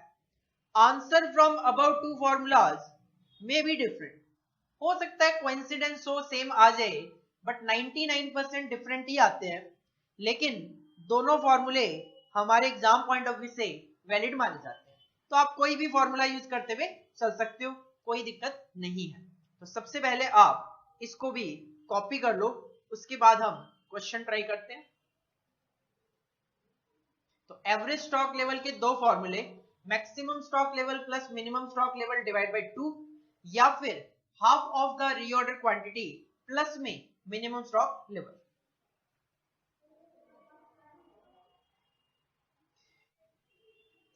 एवरेज स्टॉक लेवल पे क्वेश्चन नंबर 5 देखो। सिंपल क्वेश्चन है, calculate average stock level from the information of material A as given below. Reorder quantity है आपका 3600 यूनिट्स। आप अगर देखोगे तो आई थिंक ये क्वेश्चन सेम ही है जो क्वेश्चन नंबर 4 था। क्वेश्चन नंबर 4 और क्वेश्चन नंबर 5 के सेम है बिल्कुल। 3600 unit, minimum period, maximum consumption, minimum consumption, all are same thing. बस क्वेश्चन में जो रिक्वायरमेंट है वो चेंज कर दी। आप देखोगे क्वेश्चन नंबर 4 में हमसे reorder level, maximum stock level, minimum stock level पूछे गए थे, जबकि क्वेश्चन नंबर 5 में एवरेज स्टॉक लेवल पूछ लिया गया। तो क्वेश्चन 4 और 5 सेम है।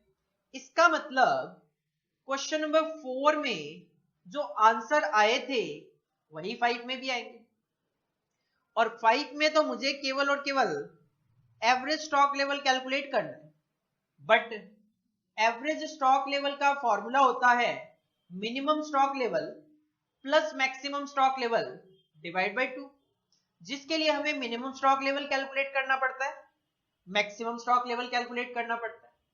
और अगर आपको मिनिमम स्टॉक लेवल और मैक्सिमम स्टॉक लेवल कैलकुलेट करने हैं तो आपको उसके लिए रीऑर्डर लेवल भी कैलकुलेट करना पड़ेगा।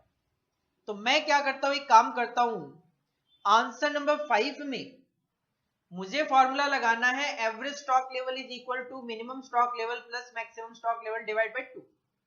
अब क्वेश्चन तो 4 और 5 सेम ही है, तो जो क्वेश्चन नंबर 4 में मिनिमम स्टॉक लेवल और मैक्सिमम स्टॉक लेवल आए थे उसको कॉपी कर लेते हैं। मैक्सिमम स्टॉक लेवल आया था 7200 यूनिट्स और मिनिमम स्टॉक लेवल आया था 2100 यूनिट्स। तो इन्हीं फिगर्स को मैं आगे कैरी कर लेता हूं। मिनिमम स्टॉक लेवल है 2100, मैक्सिमम स्टॉक लेवल है 7200, divided by 2 will be our answer. ये हो गया 9300 डिवाइड बाय 2, 4650 यूनिट्स। 4650 यूनिट्स।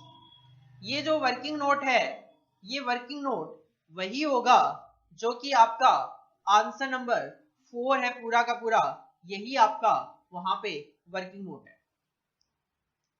तो इसको आप कॉपी कर लो एवरेज स्टॉक लेवल को।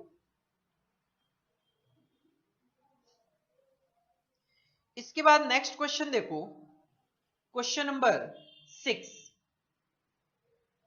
क्वेश्चन नंबर 5 में हमने फर्स्ट फॉर्मूला अप्लाई करके देखा, minimum stock level plus maximum stock level divide by 2, average stock level का। तो क्वेश्चन नंबर 6 में मैं आपको सेकंड फॉर्मूला जो था 1/2 multiply by reorder quantity plus में मिनिमम स्टॉक लेवल वो अप्लाई करवाऊंगा। क्वेश्चन क्या है देखो, कैलकुलेट द फॉलोइंग इंफॉर्मेशन, वो from the following information calculate reorder quantity.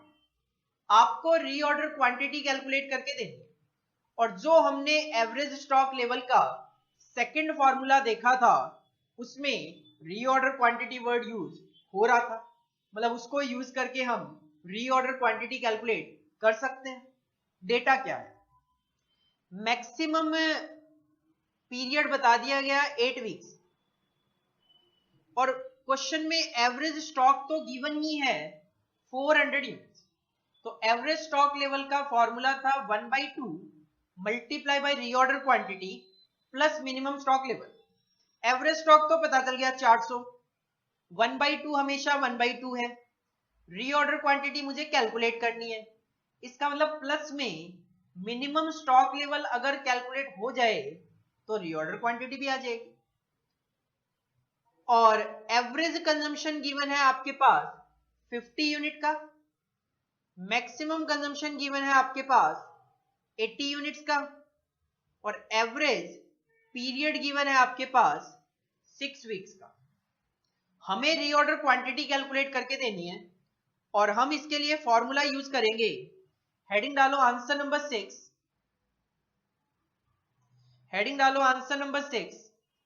Average stock level का फॉर्मूला हम यूज करेंगे, is equal to 1/2 multiply by reorder quantity plus में मिनिमम स्टॉक लेवल, जिसमें आप क्वेश्चन में देख सकते हो ये एवरेज स्टॉक लेवल गिवन है 400 units, is equal to half of reorder quantity तो हमें कैलकुलेट करनी है। तो बस हमें पता चल जाए मिनिमम स्टॉक लेवल, और अगर आप मिनिमम स्टॉक लेवल कैलकुलेट करना चाहते हो तो मिनिमम स्टॉक लेवल का फॉर्मूला होता है रीऑर्डर लेवल माइनस ब्रैकेट में average consumption multiply by average reorder period. और इसमें आपको सबसे पहले रीऑर्डर लेवल चाहिए, और रीऑर्डर लेवल का फॉर्मूला होता है maximum consumption multiply by maximum reorder period. आप क्वेश्चन में देख सकते हो आपके पास मैक्सिमम कंजम्पशन गिवन था, मैक्सिमम यूसेज 80 यूनिट्स का, और मैक्सिमम पीरियड गिवन था 8 वीक्स का। तो 80 इंटू 8, 80 इंटू 8 640 यूनिट्स, ये आ गया अपना मैक्स वो रीऑर्डर लेवल। इस रीऑर्डर लेवल को यहां पे कैरी करो मिनिमम स्टॉक लेवल में, माइनस एवरेज कंजम्पशन। क्वेश्चन में एवरेज यूसेज गिवन है 50 यूनिट्स का, और एवरेज पीरियड भी गिवन है 6, तो 50 इंटू 6, 50 इंटू 6 300, 640 माइनस 300, ये आ जाएगा आपका 340 यूनिट, 340 यूनिट्स। और ये 340 यूनिट्स आप अपने एवरेज स्टॉक लेवल के फॉर्मूले में ले जाओ। ये 340 इधर आके नेगेटिव हो जाएगा, तो ये 400 माइनस 340, ये हो गया आधा, आधा मतलब 0.5 रीऑर्डर क्वांटिटी। तो reorder quantity is equal to 400 minus 340 बच गया 60 डिवाइडेड बाई 0.5, तो ये आ जाएगा आपका 120 यूनिट का। तो 120 यूनिट्स आपका रीऑर्डर क्वांटिटी होगा।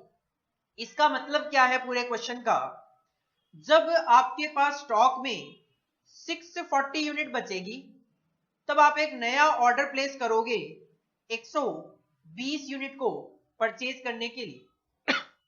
कम से कम आप अपने पास स्टॉक में 340 यूनिट मेंटेन करते हो, और ऑन एन एवरेज आपके पास 400 यूनिट का स्टॉक मेंटेन रहता है। This is your answer number 6। इसको आप कॉपी कर दो।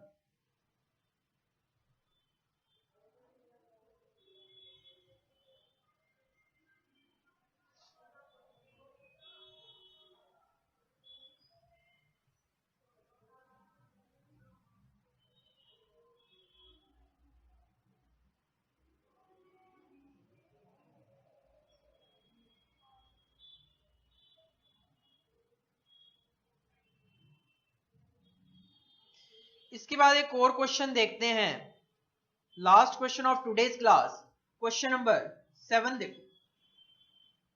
Last question of today's class, question number 7। The following information is available in respect of material number 30। कोई भी नंबर हो, हमें कोई फर्क नहीं पड़ता।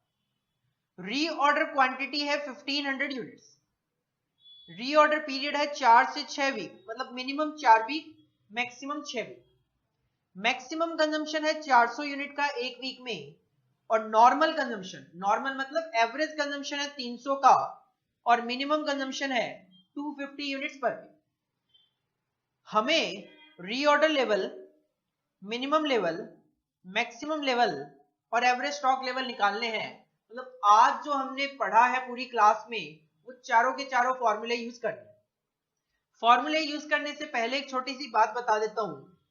देखो कई बार क्या होता है, हमारे पास क्वेश्चन में मैक्सिमम कंजम्पशन भी गिवन है, नॉर्मल कंजम्पशन भी गिवन है, मिनिमम कंजम्पशन भी गिवन है। जैसे मैंने पहले भी कहा आपको, अगर क्वेश्चन में नॉर्मल या एवरेज कंजम्पशन गिवन है तो हमें कैलकुलेशन करने की जरूरत नहीं है, हम उसको एज इट इज फॉर्मूले में कॉपी कर लेते हैं।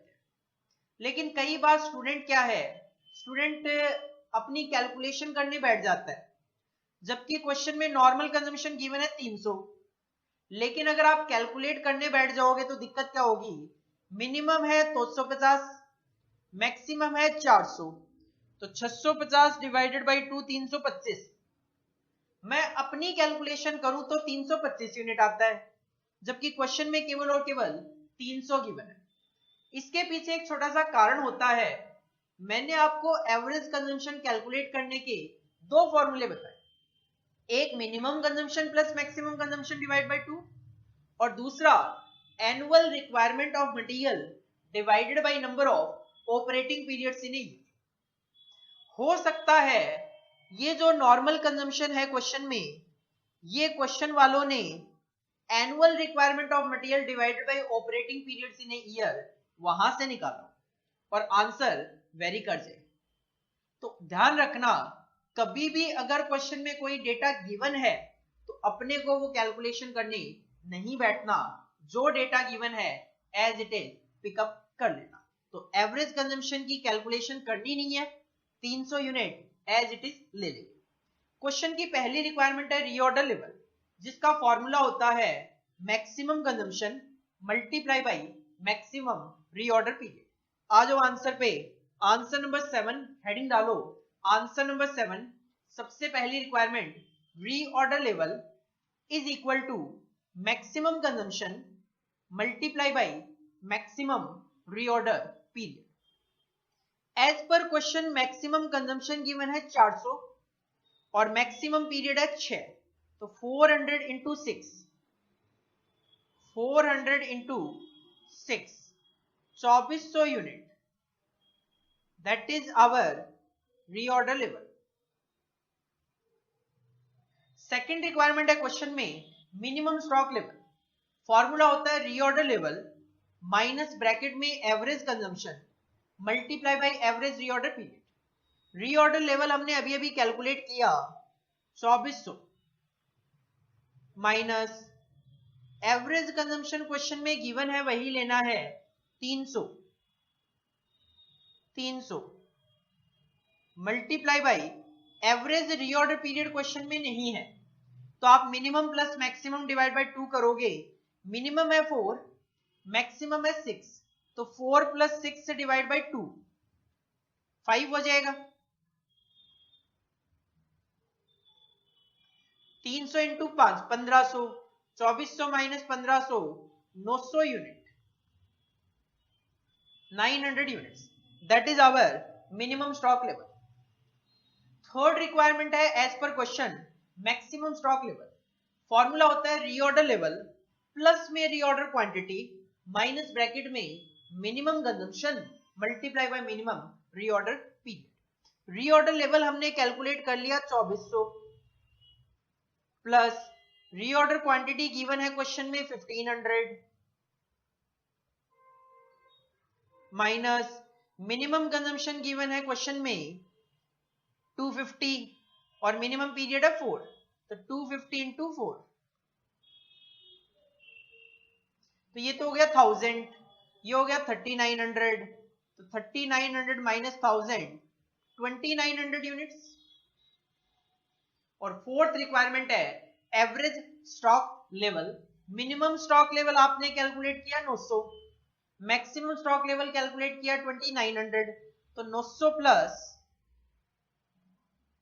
2900 divided by 2, that will come 1900 units.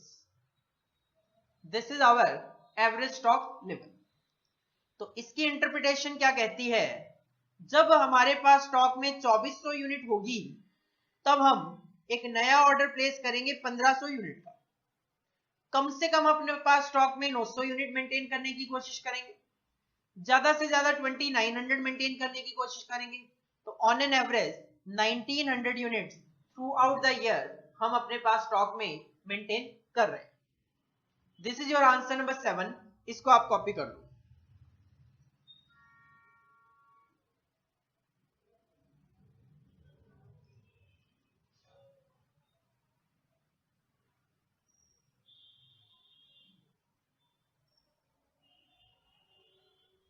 तो आज की क्लास हम यहीं पे खत्म करते हैं। आज की क्लास का डिस्कशन था mainly 4 stock level, reorder level, minimum stock level, maximum stock level and average stock level. Reorder level क्या है, वो क्वांटिटी ऑफ स्टॉक जो हमारे पास जब स्टोर में होता है हम एक नया ऑर्डर प्लेस कर देते हैं। Formula maximum into maximum. देखो कंजम्पशन को पीरियड से मल्टीप्लाई कर रहे हैं हर एक जगह, तो याद रखने के पॉइंट ऑफ व्यू से ऐसे याद रखो कि रीऑर्डर लेवल में maximum consumption into maximum reorder period. दूसरा minimum stock level, lowest quantity of material to be maintained in stock. Sir formula क्या है, रीऑर्डर लेवल में से माइनस करना है, क्या माइनस करना है, average consumption into average reorder period. तीसरा maximum stock level, highest quantity of material जो हम मेंटेन कर सकते हैं। Sir formula reorder level plus reorder quantity minus bracket में minimum consumption multiply by minimum reorder period. और एवरेज स्टॉक लेवल सिंपल है, minimum stock level निकल गया, मैक्सिमम स्टॉक लेवल निकल गया, डिवाइड बाय 2 करके आप एवरेज स्टॉक लेवल कैलकुलेट कर सकते हो। तो फॉर्मूले याद रखने का तरीका क्या है, रीऑर्डर लेवल में मैक्सिमम यूज किया गया, जो हमारा मिनिमम स्टॉक लेवल है वो रीऑर्डर लेवल से कम होता है, तो रीऑर्डर लेवल में से माइनस कर दो क्या, एवरेज। तीसरा मैक्सिमम स्टॉक लेवल हमारा रीऑर्डर लेवल से ज्यादा होता है, तो पहले उसमें ऐड करो रीऑर्डर क्वांटिटी, फिर माइनस कर दो मिनिमम। क्योंकि कभी भी आपको कोई मैक्सिमम फिगर निकालनी हो और मैं कहूं उसमें से कोई फिगर माइनस करनी है, तो कम से कम माइनस करोगे तो आंसर ऑटोमेटिकली ज्यादा से ज्यादा कैलकुलेट होके आए। तो ये जो 4 स्टॉक लेवल आपने देखे हैं, नेक्स्ट क्लास में आप ये रिवाइज करके आओ। एक छोटा सा लेवल और है डेंजर लेवल, उसका फॉर्मूला मैं लिखवाऊंगा आपको, आगे जाके किसी क्वेश्चन में अप्लाई होगा। और नेक्स्ट क्लास में हम अपना दूसरा कॉन्सेप्ट जो है इकोनॉमिक ऑर्डर क्वांटिटी का कॉन्सेप्ट, वो भी स्टार्ट करेंगे और डिस्कस करेंगे। Thank you.